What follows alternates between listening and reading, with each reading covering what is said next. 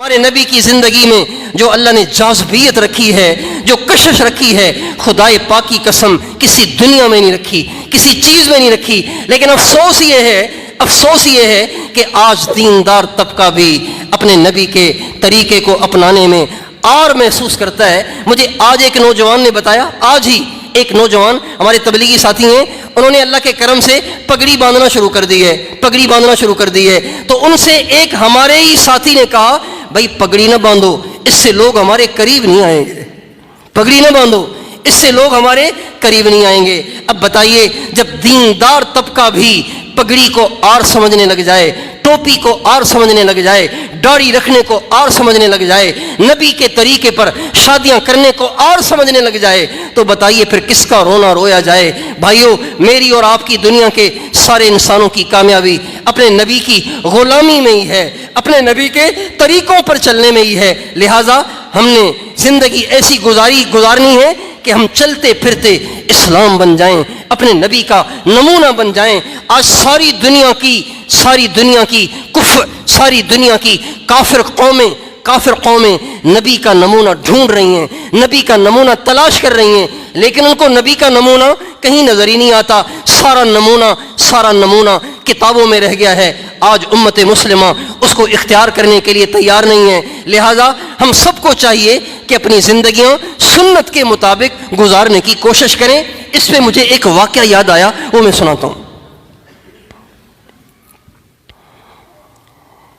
England میں ایک شخص تھا، انجینئر تھا،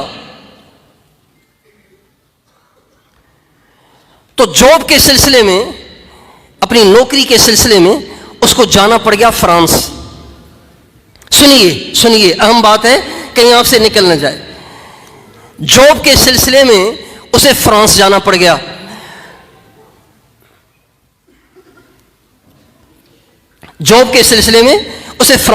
گیا۔ تو جب وہ وہاں گیا، اچھا اس کا مزاج کچھ ایسا تھا کہ لکھنے پڑھنے کا اسے بڑا شوق تھا، کہیں کتاب مل جاتی تو اس کو پڑھنا شروع کر دیتا۔ کتابوں کا گویا کیڑا تھا۔ تو کہتے ہیں جب وہاں گیا اور وہاں جا کے اس نے معلوم کیا کہ بھئی یہاں کوئی لائبریری ہے جہاں پہ کتابیں ہوں، کوئی کتاب مجھے مل جائے، دل بہلانے کا ایک بہت بڑا ذریعہ کتاب ہے۔ آج کے موبائل نے ہمیں کتابوں سے بھی محروم کر دیا ہے۔ موبائل سے تہجد سے محرومی ہو گئی، موبائل سے تلاوت سے محرومی ہو گئی، موبائل سے فجر کی نمازوں سے محرومی ہو گئی، موبائل سے حیا سے محرومی ہو گئی، موبائل سے پردے سے محرومی ہو گئی، موبائل سے تقوی سے محرومی ہو گئی، اور موبائل سے کتابوں سے بھی محرومی ہو گئی۔ تو کہتے ہیں کہ میں ڈھونڈتے ایک لائبریری مل گئی، اس میں گئے وہ اور جا کے کتاب ڈھونڈی کہ کوئی میرے مطلب کی کتاب مل جائے، اس کو لے لوں اور پڑھنا شروع کر دوں۔ چنانچہ ڈھونڈتے اللہ جب کسی کو ہدایت دینے کا ارادہ کرے تو اسباب خود ہی بنا لیتا ہے۔ چنانچہ ایک کتاب اس کو نظر پڑی جس کتاب میں نبی کریم صلی اللہ علیہ وسلم کی حیات طیبہ انگلش میں لکھی ہوئی تھی۔ اب وہ کتاب اس کو عجیب لگی، اس کا نام عجیب لگا، ایک دم اس کا دل کھنچا، اس کتاب کو نکالا۔ جب اس نے پڑھنا شروع کیا تو ایسی دلچسپ تھی کہ وہ پڑھتا ہی چلا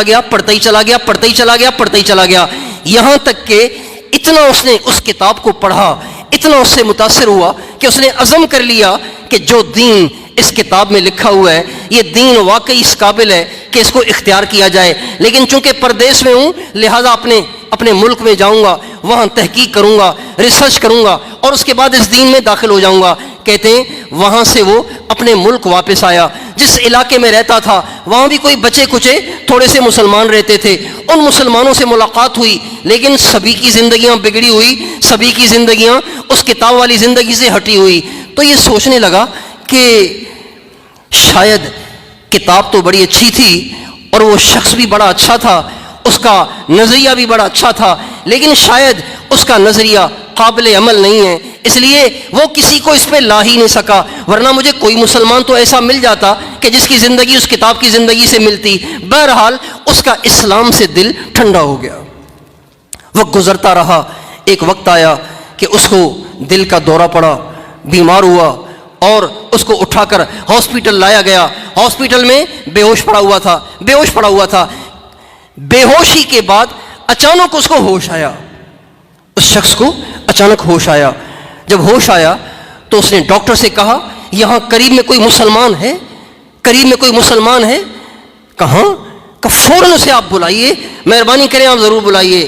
اللہ کی شان، اس ڈاکٹر کا تعلق تھا ہمارے یورپ کے تبلیغ کے جو امیر تھے حافظ پٹیل صاحب، ان کے ساتھ. انہوں نے فوراً ان کو فون ملایا. وہ جلدی سے بھاگے گاڑی اٹھا کر گاڑی میں چڑھ کے ہاسپٹل پہنچے. تو ابھی اس کو ہوش باقی تھا. حافظ صاحب جب آئے تو اس نے کہا جی آپ مجھے اپنے دین میں جلدی سے داخل کریں. کب دین میں تو داخل کروں لیکن قصہ تو بتاؤ، قصہ کیا پیش آیا؟ کہنے لگے جی میں کتابوں کا شوقین تھا، فرانس گیا ہوا تھا، میں نے کتاب کو پڑھا، میں کتاب سے بڑا متاثر ہوا، لیکن اپنے ملک میں آیا، میرے آس پاس رہنے والے مسلمانوں کی زندگی کو میں نے اچھی طرح پرکھا تو ان کی زندگی بالکل ہی بگڑی ہوئی تھی.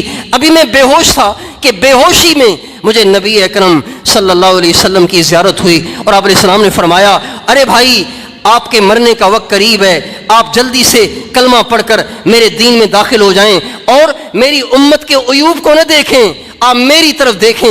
کیا میری زندگی میں کوئی نقص ہے؟ کیا میری زندگی میں بھی کوئی خرابی ہے؟ آپ میری امت کے عیوب کو نہ دیکھیں، میری امت اصل میں بگڑ گئی ہے، لہٰذا آپ جلدی سے دین میں داخل ہو جائیں ورنہ آپ اسی حال میں مریں گے تو جہنم میں جائیں گے. چنانچہ حافظ صاحب نے اس کو کلمہ پڑھایا. اللہ کی شان، کلمہ پڑھتے ہی اس کی روح پرواز کر گئی.